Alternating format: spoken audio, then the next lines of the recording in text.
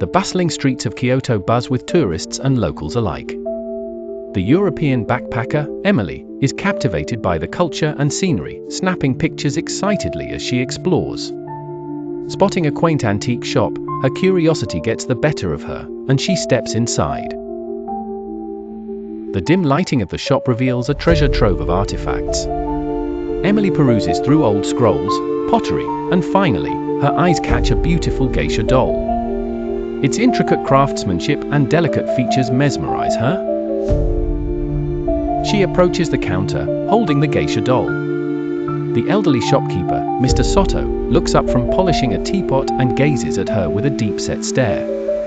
"It is a fine choice," he remarks. "But heed my warning, never gaze upon her face under the moonlight." Emily chuckles, thinking it an amusing superstition, and quickly dismisses the advice.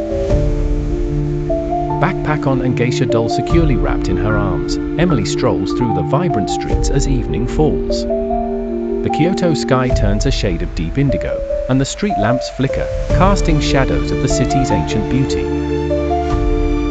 In her modest hostel room, Emily places the doll on a shelf overlooking her. She takes a moment to admire it, then settles down for the night, the flickering streetlights creating a serene ambience.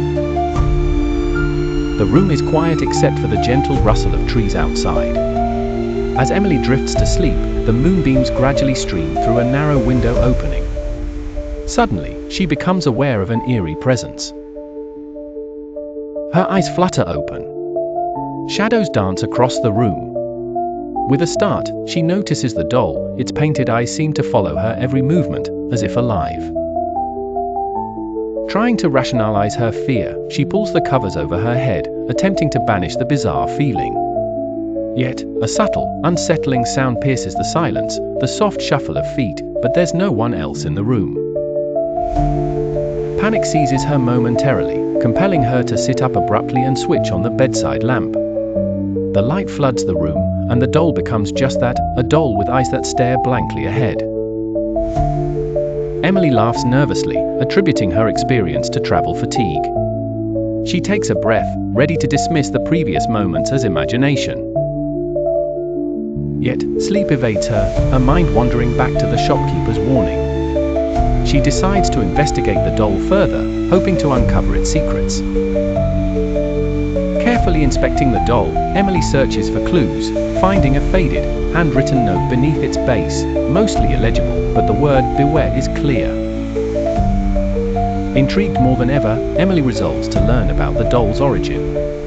She visits a local library, sifting through books and archives about Kyoto's folklore and legends. Her research reveals tales of geisha dolls imbued with spirits, protectors, but also potential harbingers of unrest, often believed to be connected to the ancient festival of ghosts. Armed with newfound knowledge, Emily contemplates returning the doll to its shop or seeking a shrine to lay it to rest, the shopkeeper's warning ringing in her ears.